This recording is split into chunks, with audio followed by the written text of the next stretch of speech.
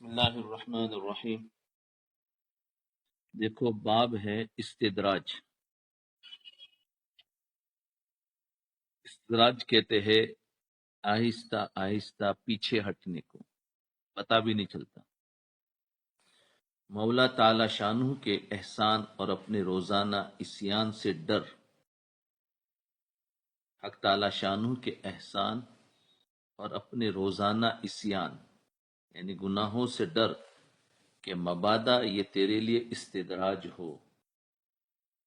حق تعالی شانہ کے احسان اور اپنے روزانہ عصیان یعنی اللہ تعالیٰ کو ہم پر نعمت دے رہے اور ہم تو اللہ کی نافرمانی کر رہے، تو ڈر کہیں ایسا نہ ہو کہ تیرے لیے استدراج ہو۔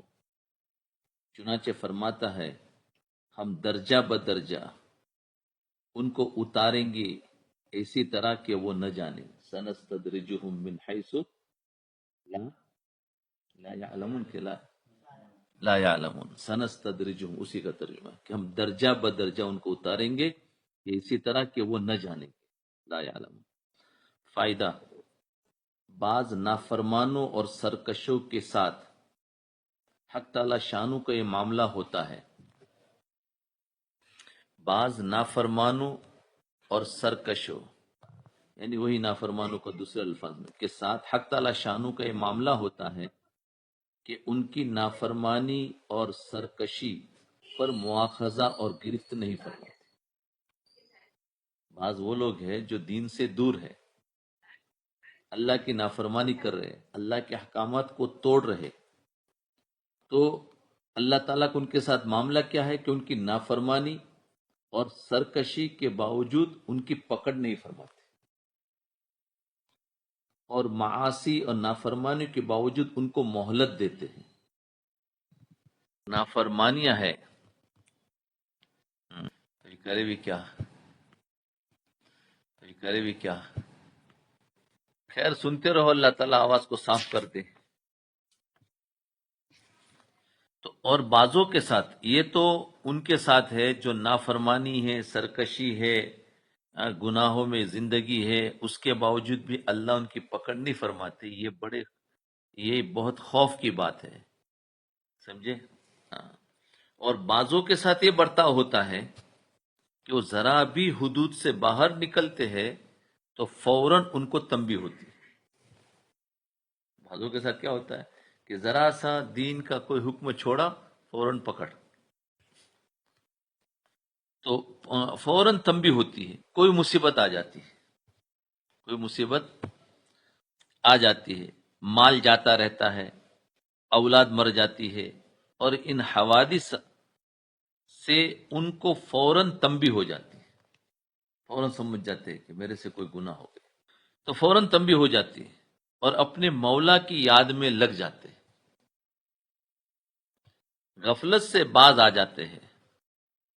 یہاں شیخ رحمت اللہ علیہ استدراج کو بیان فرماتے ہیں، ارشاد ہے ارے بندہ، مولا تعالی شانو کا احسان دم پر دم جو تجھ پر ہو رہا ہے، مسلسل اللہ تعالی شانو کا احسان جو تجھ پر ہو رہا ہے، اور تو ہمیشہ دلیری سے گناہ کرتا چلا جاتا ہے اور باز نہیں آتا، اور تجھ کو اس پر کوئی تنبیہ بھی نہیں ہوتی، بلکہ تجھ کو منہ مانگی مرادیں مل جاتی ہیں، نعمتیں مل رہی ہے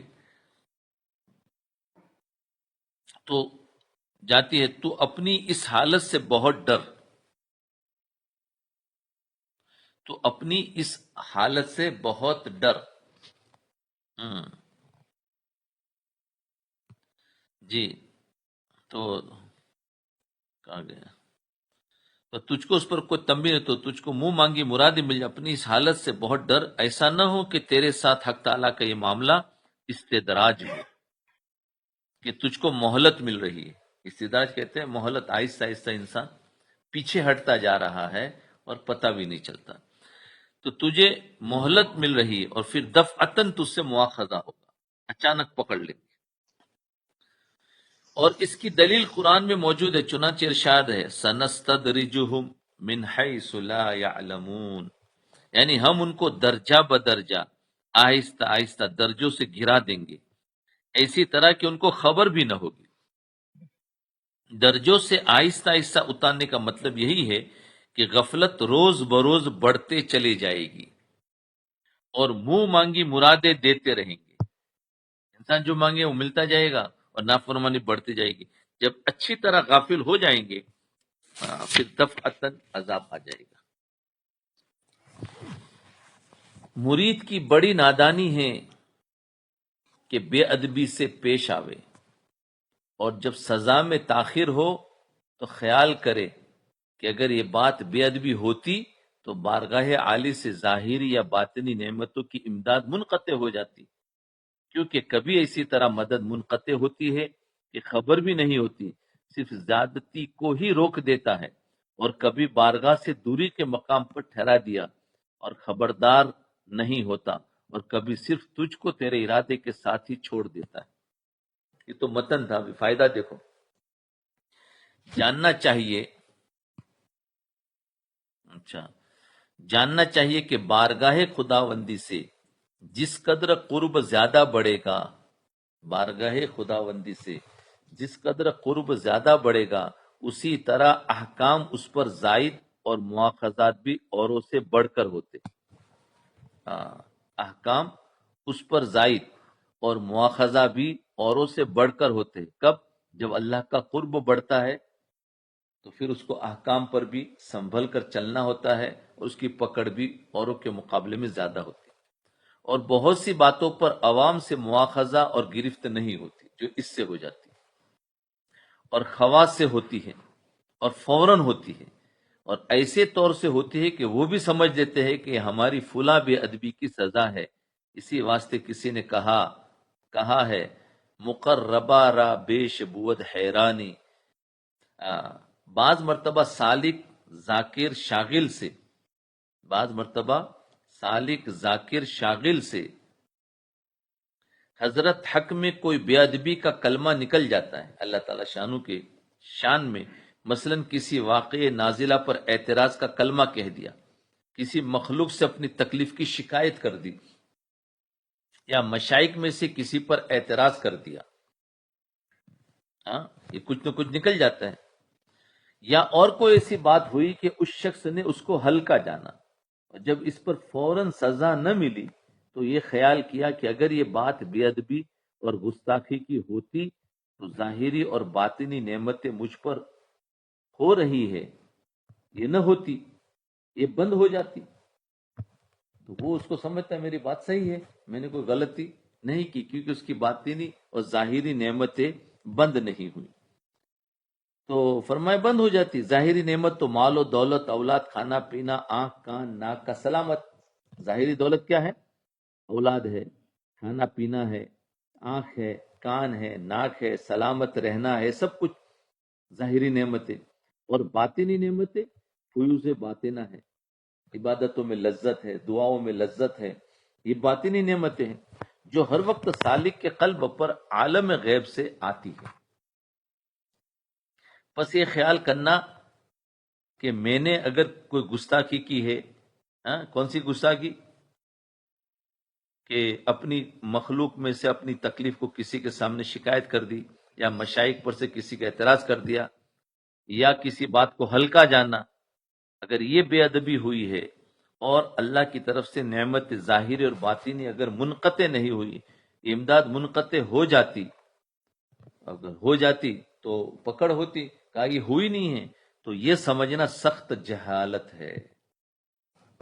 اس لیے کہ امداد منقطع ہونے کے لیے اللہ تعالیٰ کی جو نعمتیں ہے وہ کٹنے کے لیے، بند ہونے کے لیے ضرور نہیں کہ تم کو خبر بھی ہو، یہ ضروری نہیں کہ تم کو خبر بھی ہو کہ ہاں مجھے پتا چلا کہ نعمت میری چھین لی، بعض مرتبہ چھین لے جائے پتہ بھی نہیں چلتا ہے۔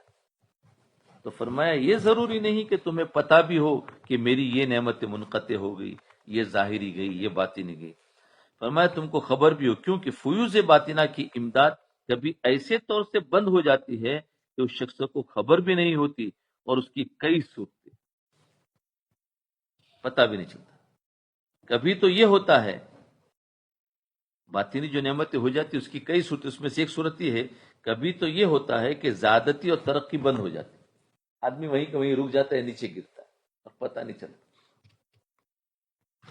ترقی بند ہو جاتی کہ وہ جو دم بدم اس کے حالات میں ترقی تھی وہ رک جاتی، اور جہاں تھا وہاں ہی رہتا ہے، اور پھر وہاں پر قائم نہیں رہے گا، پھر بتدریج یعنی آہستہ آہستہ اس کے اور خدا کے درمیان حجاب حائل ہو جاتا ہے، گرنا شروع ہو جاتا ہے، اور یہ شخص جانتا ہے کہ میری وہی پہلی حالت ہے، حالانکہ بہت فرق ہو گیا، نعوذ باللہ من، اور وہ سمجھتا ہے میری تو وہی حالت چل رہی جو میں پہلے تھا، حالانکہ بہت فرق ہو گیا اور اس کو پتہ بھی نہیں چلتا۔ اور کبھی ایسا ہوتا ہے کہ سالک اللہ تعالیٰ کے قرب سے دور پڑ جاتا ہے، جو قریب تھا وہاں سے دور ہو گیا اور دوری کے مقام پر ٹھہرا دیا جاتا ہے، لیکن اس کو مطلق خبر بھی نہیں ہوتی، باطنی نعمتیں چھین جاتی۔ اور کبھی ایسا ہوتا ہے کہ سالک کو اس کے ارادے کے ساتھ چھوڑ دیا جاتا ہے، ٹھیک ہے تو اپنی مرضی میں جو چاہے کر، یعنی پہلے تو اس کے اختیار اور ارادے کو اپنے ارادہ اور اختیار میں لے رکھا تھا، اللہ تعالیٰ جو چاہتے تھے وہی کرتے تھے، اور اس کے ارادے پر اس کو نہ چھوڑا تھا، اور اس گستاخی کے بعد پھر اس کے نفس کو اس پر مسلط کر دیا اور مدد کو روک دیا، بولے ٹھیک ہے تیری جو چاہے کر۔ یہ بھی ایک پکڑ کی شکل ہے۔ تو کبھی تو کیا ہوتا ہے، ترقی رک جاتی ہے، پتہ نہیں چلتا، اور کبھی ہوتا ہے کہ اللہ تعالیٰ کا قرب تھا، اب اس میں دوری ہوگی، ہمیں پتہ بھی نہیں چلتا۔ اور تیسری صورت کیا بتائی کہ کبھی اللہ تعالیٰ یعنی بندہ جو ارادہ کرتا تھا وہ نہیں ہوتا تھا، اللہ جو چاہتے تھے وہی کرتا تھا، لیکن اللہ تعالیٰ نے بندے پر رکھ دیا، اس کو اس کے نفس کے حوالے کر دیا، بولے تیرے وہ جو چاہے تو کر۔ تو نفس کے حوالے کرنا کتنی بڑی محرومی ہے۔ پس مرید کو چاہیے کہ نہایت ادب سے رہے اور زبان و قدم کو سنبھال کر رکھے، اور اس مقام پر یہ سمجھ لینا لازم ہے کہ ایسی بے ادبی اور گستاخی اس سے ہوگی جس کے نفس کا فنا تام نہ ہوا ہو، جس کے نفس میں فنا تام نہیں ہوا ہے، اسی سے گستاخی ہوتی ہے ہوا ہو، اور بعد فنائے کامل کے نہ بے ادبی کی مجال ہے نہ حجاب، وہ بعد پیش آئے گا، یعنی جو صفت مذمومہ نفس سے فنا ہو گئی وہ عود نہ کرے گی۔ اس لیے چاہیے کہ ہم اتنی محنت کریں کہ ہمارے نفس میں فنائیت آ جائے، یعنی نفس مر جاوے۔ جب نفس مر جائے گا تو پھر بے ادبی نہیں ہوتی ہے، لیکن جہاں تک ابھی وہ نہیں ہوا تو اسی سے بے ادبی ہو جاتی ہے، اور بے ادبی کی وجہ سے پھر اللہ تعالیٰ پتہ نہیں کیا روحانی نعمتیں چھین لیتے ہیں، پتہ بھی نہیں چلتا، اور ہمیں پتہ بھی نہیں ہوتا کہاں میں نے بے ادبی کی۔ بے ادبی کی ہوتی ہے کبھی آج، اور نعمتیں چھینی جاتی ہے، اس کا پتہ چلتا ہے 2-4 سال کے بعد، ارے بولے میرے پاس کیوں ایسا ہو گیا۔ اب اس کو تو وہ تو بھول گیا نا وہ جو بے ادبی کی تھی، لیکن اس کا نتیجہ ہوتا ہے کہ بعد میں اس کو پتہ چلتا ہے کہ میری وہ کیفیت نہیں رہی، تو کہیں نہ کہیں بے ادبی ہوتی۔ اس لیے فرمایا دین پورا کا پورا ادب ہے، اور خصوصاً اساتذہ کا، اور اس کے علاوہ اپنے مشائخ کا، اور دین کے کام کرنے والوں کا ادب ہے۔ دین میں محنت میں کمزوری ہوگی وہ برداشت ہو جاتی ہے، لیکن بے ادبی برداشت نہیں ہوتی۔ حالانکہ بے ادبی کوئی فرائض میں سے نہیں ہے، لیکن اس کے اثرات اتنے ہوتے ہیں کہ فرائض چھٹنے سے اتنا محروم نہیں ہوتا جتنی بے ادبی سے محروم ہو جاتا ہے۔ یہ سمجھ میں آ گئی؟ فرائض کے چھٹنے سے اتنا محروم نہیں ہوتا ہے جتنا بے ادبی کرنے سے اس سے بھی زیادہ محروم ہوتا ہے۔ تو ہے تو کوئی فرض واجب نہیں ہے، اس کو کہتے ہیں ادب۔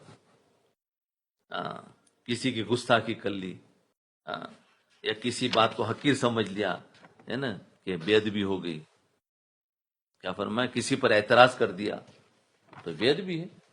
دیکھو ابھی جو ہے اعمال اور اذکار کی مداومت کو بجز نہایت جاہل کے اور کوئی حقیر نہیں سمجھ سکتا۔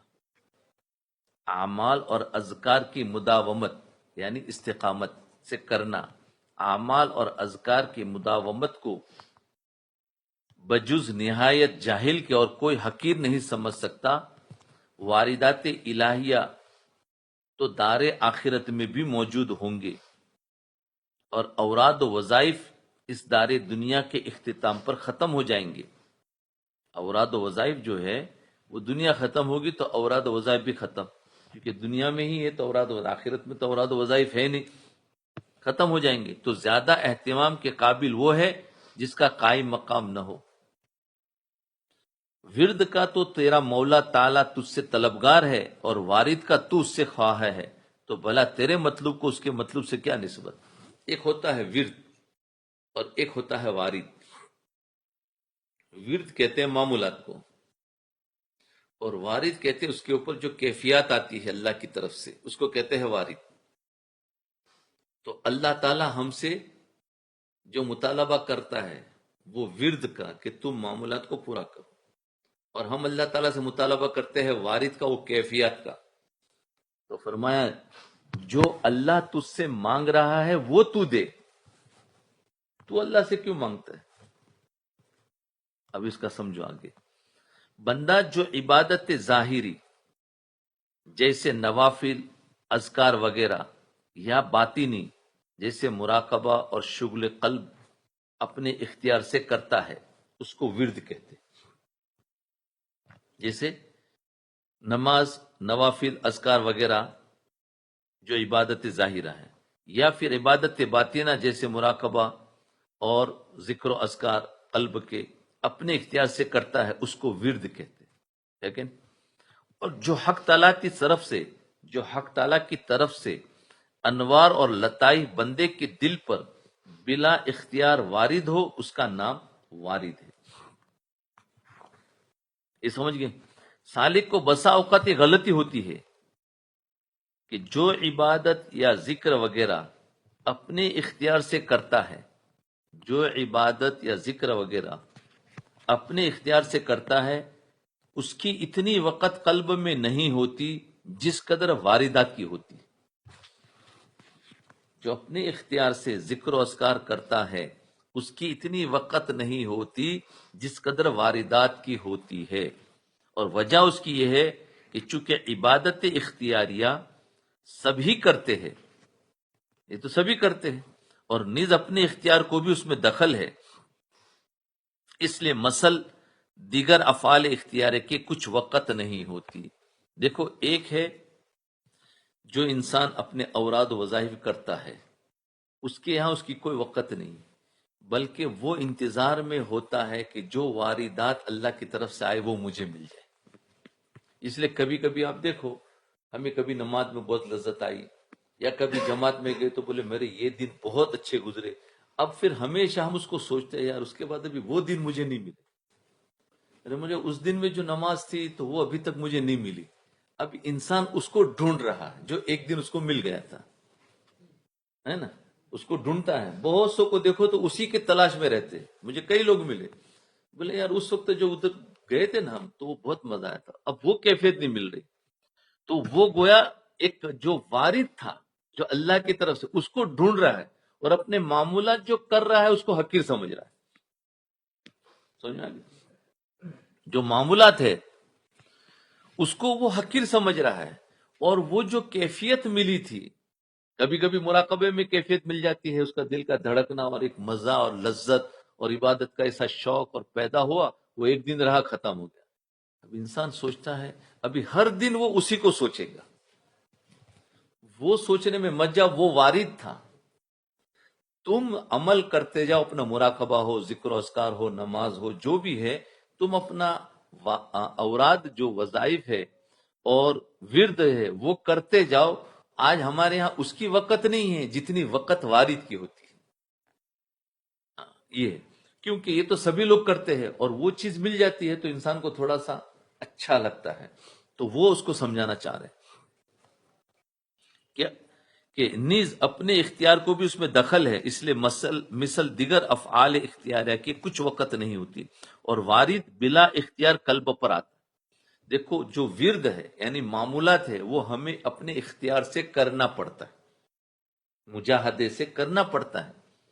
اور وارد جو ہے وہ تو بلا اختیار آ جاتے ہیں، وہ نہ چاہتے ہوئے بھی آ جاتے ہیں، چاہتے ہوئے نہیں ملتا، نہ چاہتے ہوئے آ جاتا ہے. تو وہ بلا اختیار آتے ہیں اور وہ اختیار سے کرنا پڑتا ہے. سمجھے؟ تو کہ کچھ وقت نہیں ہوتی، اس لیے کہ وہ افعال اختیاریہ ہے جو ہم معمولات کرتے ہیں، اور وارد بلا اختیار قلب پر آتا ہے، اور ہر ایک کے قلب پر آتا نہیں. وارد جو ہے وہ ہر ایک کو نہیں ملے گا، اور ورد ہر ایک کو کرنا پڑے گا، ہے کہ نہیں؟ ورد معمولات ہر ایک کو کرنا پڑے گا، لیکن وارد اس میں سے کسی ایک کو ملے گا. وہ کیفیت جو ہے وہ کسی کو ملے گی. تو ہمیں اس کے اختیار میں ہماری طلب کیوں جاتی ہے کہ وہ ایک تو بلا اختیار ملتے ہیں، ہر ایک کو نہیں ملتے، اس لیے انسان ڈھونڈتا ہے کہ وہ مجھے مل جائے.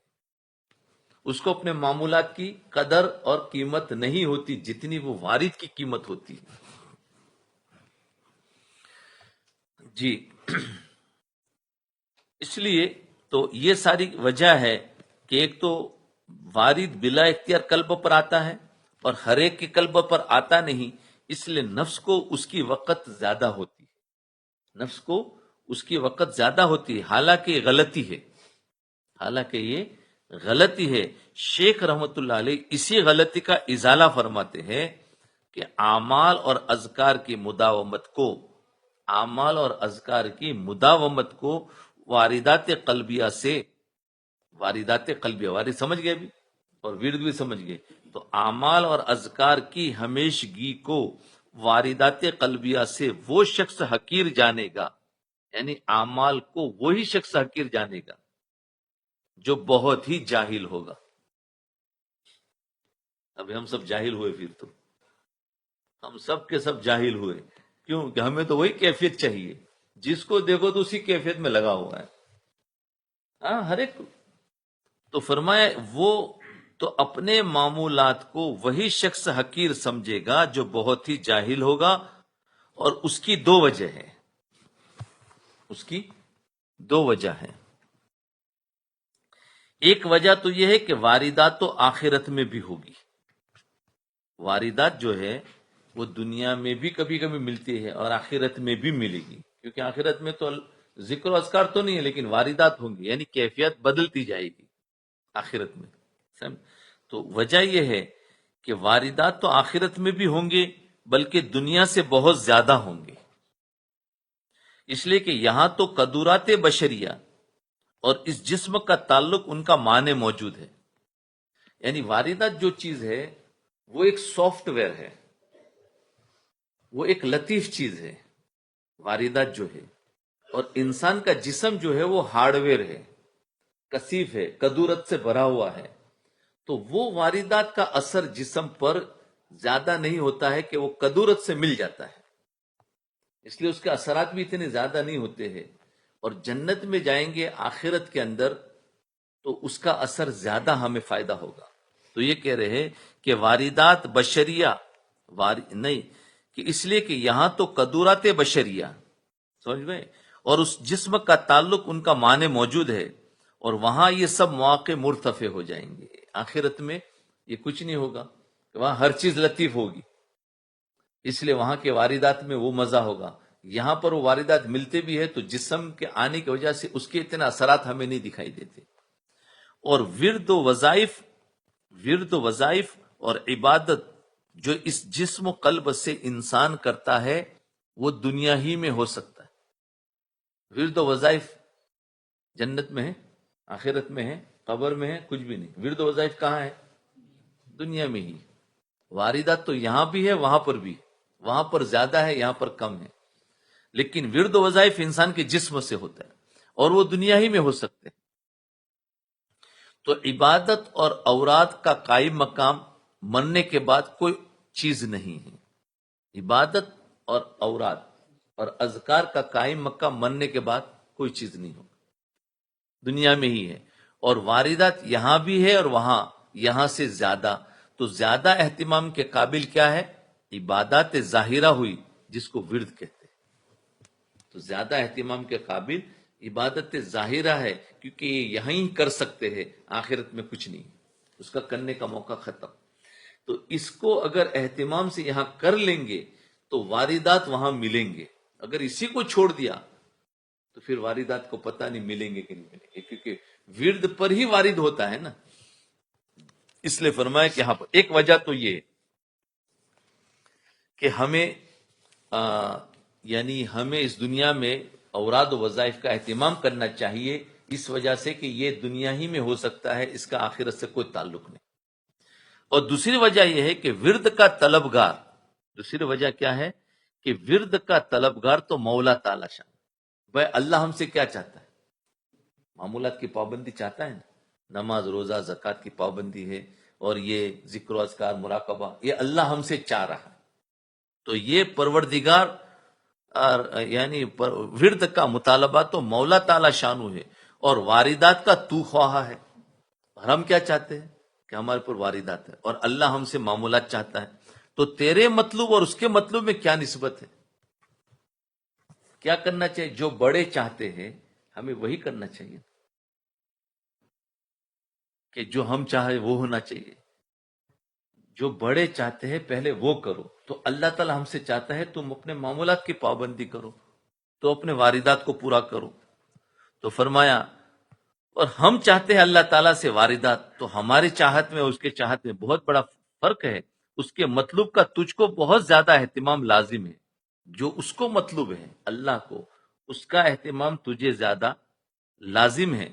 خلاصہ یہ ہے کہ سالی کو چاہیے کہ جو شغل اور ورد اس نے مقرر کر لیا ہے، جو شغل اور ورد اس نے مقرر کر لیا ہے، یعنی جو مراقبہ ہم نے مقرر کر لیا ہے، اس پر مداومت کرے،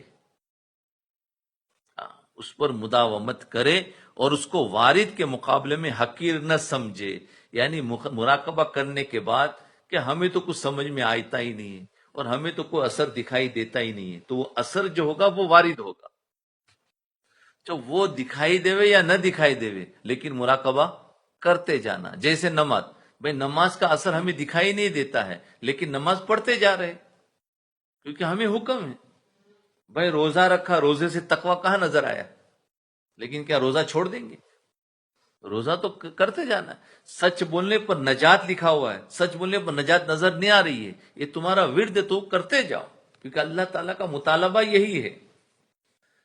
اب اس پر نظر آنا یہ ہمارا نہیں، یہاں نہیں تو آخرت میں نظر میں آئے گا۔ تو اس لیے ہمیں جو حکم دیا ہے وہ ہم کرتے جائیں۔ ورد سے مطلب خالی وہ معمولات نہیں، جو تسبیحات کی پابندی، پورا دین کا اس میں آ گیا، اس میں سب کچھ آ گیا۔ جو ہم سے مطالبہ ہے وہ ہم پورا کر لے، پھر اس پر جو مزہ ہے، ذرا لذت ہے اور خوشی ہے اور اس کی ایک کیفیت ہے، وہ سارا اس کے پیچھے نہ پڑے۔ تو فرمایا واردات، تو اس کے مطلوب کا تجھ کو بہت زیادہ اہتمام ہے، لازم ہے۔ خلاصہ ہے کہ سالی کو چاہیے کہ شغل اور ورد اس نے مقرر کر لیا ہے، اس پر مداومت کرے، اور اس کو وارد کے مقابلے میں حقیر نہ سمجھے، اس کو حقیر نہ سمجھے کہ مجھے کچھ سمجھ میں، اور اگر کبھی کبھی کچھ کیفیت اور لذت مل بھی گئی تو پھر اس کو حقیر نہ سمجھے، بلکہ یہی اصل ہے۔ اس لیے کہ واردات کے نزول کا سبب عادی بھی ورد ہی ہے، کیونکہ جو ورد کرے گا اسی پر تو وارد ہوگا، ہے کہ نہیں؟ یعنی جو اللہ تعالیٰ کے حکموں کو پورا کرے گا اسی پر تو اللہ کی مدد ہوگی نا۔ تو معلوم ہوا کہ ورد کو پہلے کرنا ہے، پھر اللہ کا تعالیٰ کی مدد دکھائی دیوے یا نہ دکھائی دیوے تم کرتے جاؤ۔ لیکن اس کی وجہ سے اللہ کی مدد دکھائی نہیں دیتی تو ورد ہی چھوڑ دے گا، عمل ہی چھوڑ دے گا، احکامات ہی چھوڑ دے گا، تو پھر کہاں سے مدد دکھائی دے گی؟ تو یہ کہنا ہے کہ واردات کے نزول کا سبب عام طور پر ورد ہی ہے۔ جی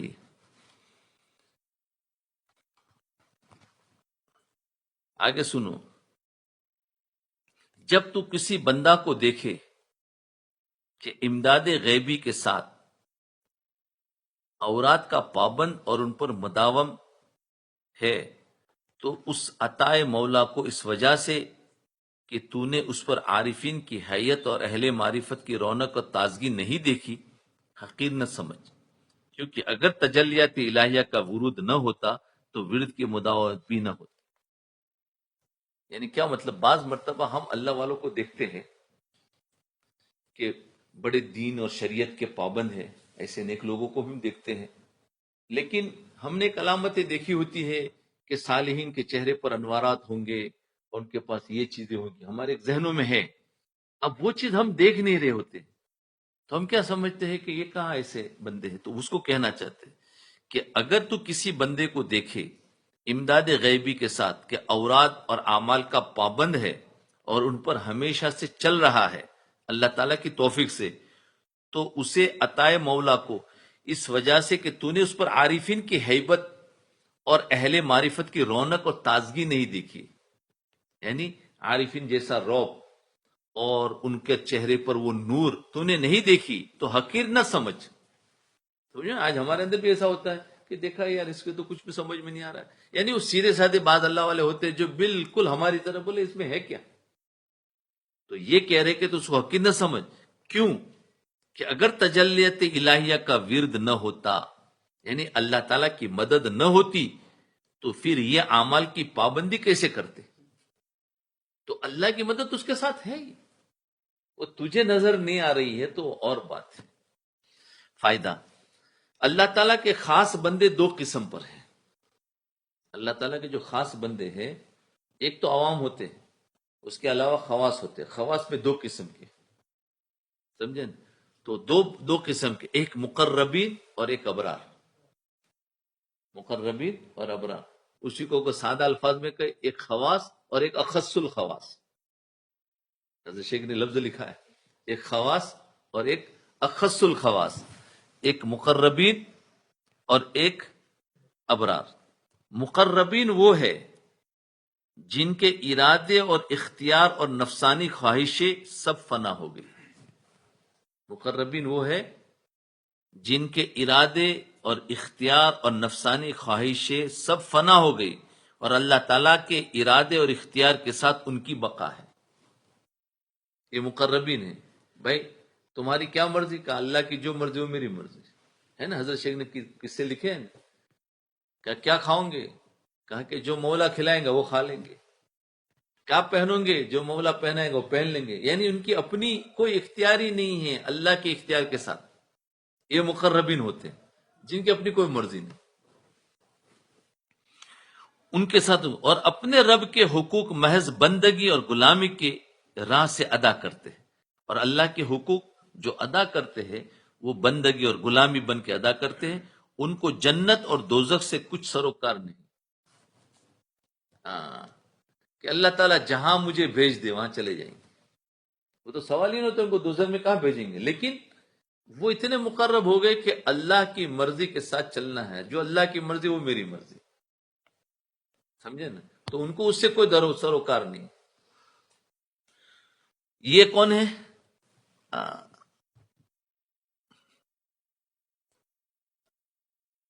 یہ کون ہے؟ مقربین. اب ابرار دیکھو. اور ابرار وہ ہے جن کی نفسانی خواہشیں اور ارادے باقی ہیں. جن کی نفسانی خواہشیں اور ارادے باقی ہے اور اللہ تعالیٰ کی عبادت جنت حاصل ہونے اور دوزخ سے نجات ہونے کے واسطے کرتے ہیں. جیسے ہم لوگ، بھائی ہم عبادت کیوں کرتے ہیں؟ دوزخ سے بچ جائے اور جنت میں داخل ہو جائے. ہم عبادت اس لیے کر رہے. فرمائیں ان کی خواہش اور ارادے بھی باقی ہے اور اللہ کی عبادت جنت حاصل کرنے کے لیے دوزخ سے نجات ہونے کے واسطے کرتے ہیں. جنت میں بڑے بڑے درجے ان کا منظور نظر ہوتا ہے کہ ہمیں بڑے بڑے درجے ملے. اور دونوں قسموں کا ذکر قرآن مجید کے اندر اشارتاً یا تصریحاً موجود ہے. شیخ رحمت اللہ علیہ اس کلام میں ابرار کا ذکر فرماتے ہیں. خلاصہ ارشاد کا یہ ہے کہ جب تم یہ دیکھو، جو اوپر بات آئی اس کو سمجھا رہے ہیں کہ جب تم یہ دیکھو، کیا دیکھو؟ کہ کوئی بندہ اپنی عبادات اور اوراد کا پابند ہے. کوئی بندہ اپنی عبادات اور اوراد کا پابند ہے اور کبھی اس کا ورد ناگا نہیں ہوتا اور امداد غیبی بھی اس کے ساتھ ہے، یعنی عبادات اور اوراد معمولہ کے ادا میں اس کو کوئی معنی پیش نہیں آتا. کیسے بھی حال ہو اپنے معمولات کو پورا کرنا، اللہ کے احکام کو پورا کرنا، چاہے برادری اس کے بیچ میں نہ آوے، کمیونٹی اس کے بیچ میں نہ آوے، ماحول اس کے بیچ میں نہ آوے، لیکن اللہ کا حکم ہر حال میں پورا کر رہا ہے. تو اللہ تعالیٰ نے تمام موانع اور مشاغل کو اس سے برطرف کر کے عبادت میں اس کو مشغول کر رکھا ہے. لیکن ایک آدمی تو وہ ہے جو ابرار ہے، سمجھے، یعنی اللہ تعالیٰ کے حکموں پر برابر چل رہا ہے، کوئی نافرمانی نہیں ہو رہی، لیکن باوجود ان سب باتوں کے عارفین کے اندر جو بات ہوتی ہے وہ اس کے اندر نہیں، یعنی نفسانی مزو. اب عارفین کون ہے؟ جو مقربین ہیں، کہ جن کی تو نفسانی خواہشات ختم اور اللہ کے ارادے کے ساتھ اپنے ارادے کو کر دیا ہے. اب ان کے اندر وہ چیزیں نہیں ہیں، ان کے اندر اپنی خواہشیں ہے، یعنی نفسانی مزے اور طبی خواہشوں کا وہ پابند ہے، نیک ہے لیکن وہ بھی بشر ہے، تو اس کو اپنی نفسانی مزے اور طبی خواہشوں کا وہ پابند ہے. مثلا عمدہ کپڑا پہننے کا شوق ہے یا لذیذ کھانوں کا پابند ہے، اور دوا میں ذکر و حضوری اس کو میسر نہیں ہے، ہمیشہ نہیں کرنا، اور نہ اس کے چہرے پر اہل معرفت اور محبت کسی تازگی اور رونق ہے، اور انوار و برکات معلوم نہیں ہوتے، تو اللہ تعالیٰ نے اس کو جو یہ دولت عطا فرمائی ہے کہ اپنے معمولات کا پابند ہے، ان کو تمام ان علامت کے نہ ہونے سے حقیر نہ سمجھو. سمجھے؟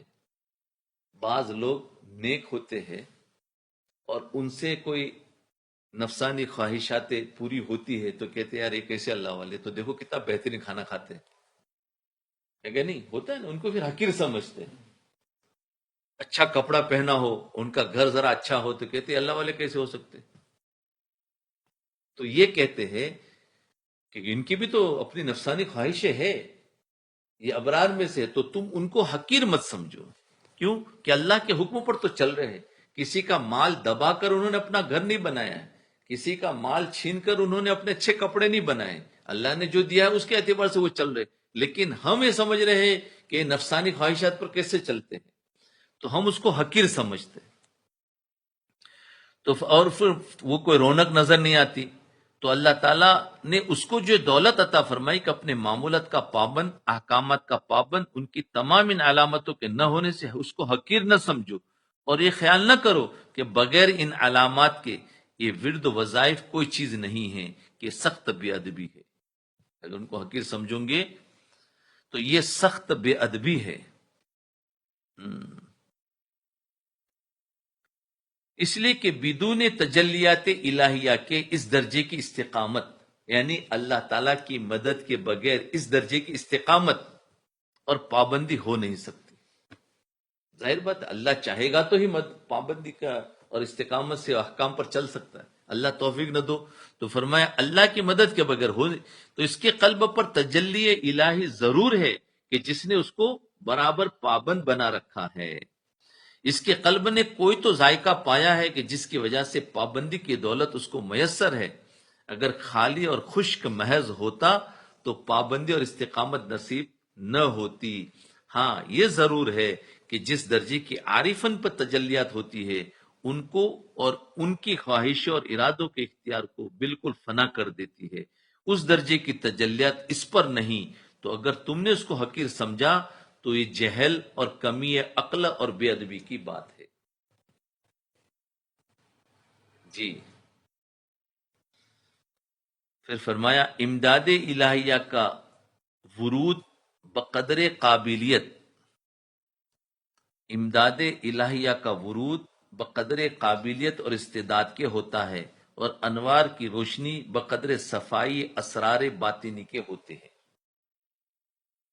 قلب پر انوار اور برکات کا نزول، ہمارے دل پر انوار اور برکات کا نزول بندے کی قابلیت اور استعداد کے موافق ہوتا ہے.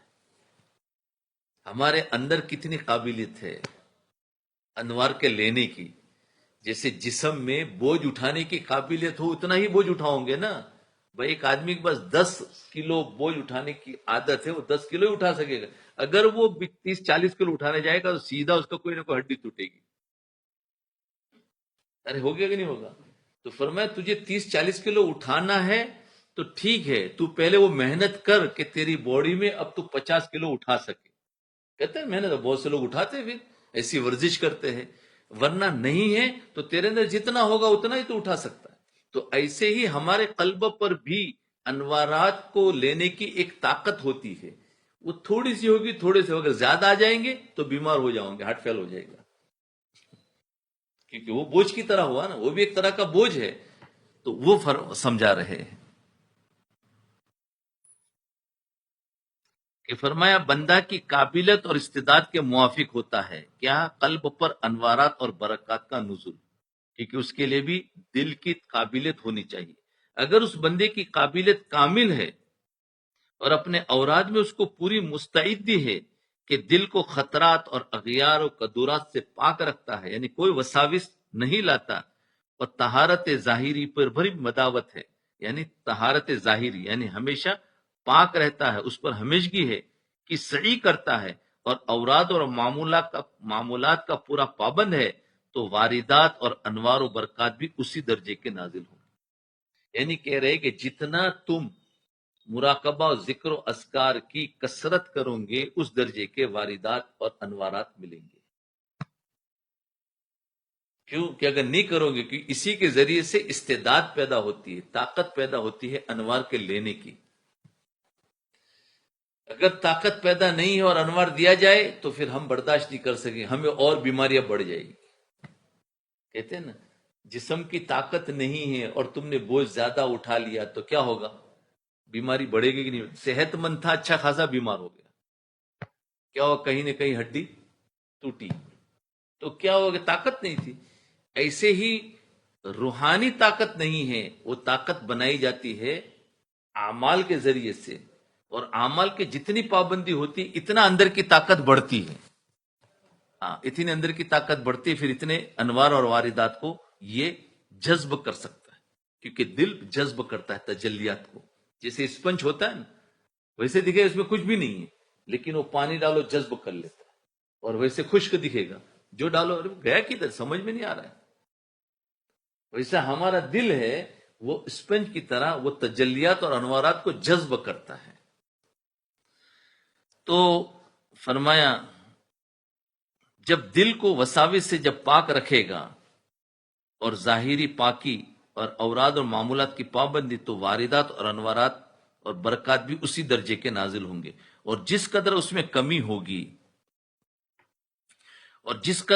کمی ہوگی، اسی قدر واردات میں بھی کمی اور نقص واقع ہوگا. تو بتاؤ ہمارے ہاتھ میں ہے نا، ہم ہی اگر مراقبوں میں کمی کریں گے تو پھر ہم سے کہاں سے وہ انوارات اور برکات ملیں گے؟ واردات اور انوارات اور برکات، ان سب سے مقصود یقین و معرفت الہی ہے، کیونکہ اس کے ذریعے سے یقین پیدا ہوگا. یقین کیا ہے؟ کہ ایک اللہ سب کچھ کرنے والا ہے. معرفت اللہ کی پہچان، اب اللہ کو وہ اچھی طریقے سے اب جانے گا اور پہچانے گا کہ اللہ کیا ہے، کتنی طاقت ہے اور کیا کر سکتا ہے. ابھی تک تو صرف اللہ کا نام سنا، اللہ کو جانتے کہ ہاں اللہ ہے، لیکن حقیقت اس کے پتہ نہیں. تو فرمایا اس کے بعد یقین اور معرفت الہی اس کا مقصود، اور یقین اور معرفت کے انوار کی روشنی باطن اور لطائف کی صفائی کے موافق ہے. یقین اور اللہ کی معرفت کی جو روشنی ہے وہ ہمارے دل کے برتن کی صفائی پر ہے. دل کا برتن صاف ہوگا اتنی معرفت ملے گی. اس کو سمجھو جیسا آئینہ ہوتا ہے نا، آئینہ جتنا آئینہ صاف ہوگا اتنا چہرہ صاف ہوگا. آئینہ گندلا ہوگا، تھوڑا سا دھندلا ہوگا تو پھر اتنا صاف نظر نہیں آئے گا. بس دل کا آئینہ اس مجاہدہ کے ذریعے سے صاف کرنا ہے، تو پھر اتنی ہی معرفت اور یقین ہمیں ملے گی. اور دل کا آئینہ اگر گدلا ہے تو پھر صفائی کم ہے، تو اس کے حساب سے انوارات بھی ملے گی. سمجھ میں آگئی بات؟ تو جی طہارت، تو یقین اور معرفت کے انوار کی روشنی باطن اور لطائف کی صفائی کے موافق ہے. اب باطن کی صفائی کریں گے ہی نہیں تو انوارات کہاں سے مل سکتے ہیں؟ اور باطن کی صفائی ابھی تک ہماری سمجھ میں آتی ہی نہیں کہ بھائی یہ کیا ہے. علم تو پڑھنا ہماری سمجھ میں آ گیا، تو ہم علم تو پڑھ رہے ہیں، نئی نئی کتابوں کا مطالعہ کر رہا ہے، معلومات بڑھ رہی ہے، لیکن باطن کی صفائی اس پر تو قدم ہی نہیں رکھتے. اور باطن کی صفائی ظاہری اوراد کی مداومت پر موقوف ہے. باطن کی صفائی چاہیے تو جو مراقبہ دیا ہے اسی پر سے باطن کی صفائی ہوگی. اگر وہ نہیں کریں گے تو باطن کی صفائی نہیں ہوگی. یعنی شیخ کے بتائے ہوئے معمول اور اللہ تعالیٰ کے جو احکامات ہے، فرائض اور واجبات، اس کی پابندی کے ساتھ میں باطن کی صفائی ہوگی. اب وہ تو کرنا نہیں ہے تو پھر باطن کی صفائی کیسے ہوگی؟ پس بندہ کو اپنے معمولات ظاہرہ اور طہارت کی مداومت میں صحیح بلیغ کرنا چاہیے اور اسی کو اہم اور ضروری جانے. بس آج اسی پر رکھے، کہ ٹائم ہمارا ہو گیا. اللہ تعالی ہم سب کو سمجھا دے. بات تو بہت تھوڑی بھاری تھی، بہت آسان کر کے سمجھانے کی کوشش کی ہے. بس خلاصہ یہ ہے کہ دیکھو، جتنا ہم مراقبہ اور معمولات کو پورا کریں گے اتنی ہماری اندر کی باطن کی صفائی ہوگی، اور جتنی باطن کی صفائی ہوگی اتنی اللہ کی طرف سے انوارات ملیں گے، اور جتنے انوارات ملیں گے اس کے بعد پھر ہمیں گناہ سمجھ میں آئے گا اور گناہ سے بچنے کی کوشش کریں. ورنہ ابھی تک ہم گناہ کو گناہ ہی نہیں سمجھ رہے ہیں اور زندگی ہماری چل رہی ہے. لا الہ الا اللہ محمد رسول اللہ. اللهم صل على سيدنا محمد وعلى آل سيدنا محمد وبارك وسلم. ربنا آتنا في الدنيا حسنة وفي الآخرة حسنة وقنا عذاب النار. ربنا لا تزغ قلوبنا بعد إذ هديتنا وهب لنا من لدنك رحمة إنك أنت الوهاب. ربنا ظلمنا أنفسنا وإن لم تغفر لنا وترحمنا لنكونن من الخاسرين. ربنا تقبل منا إنك أنت السميع العليم وتب علينا إنك أنت التواب الرحيم. وصلى الله تعالى على خير خلقه محمد وعلى آله وأصحابه أجمعين برحمتك يا أرحم الراحمين.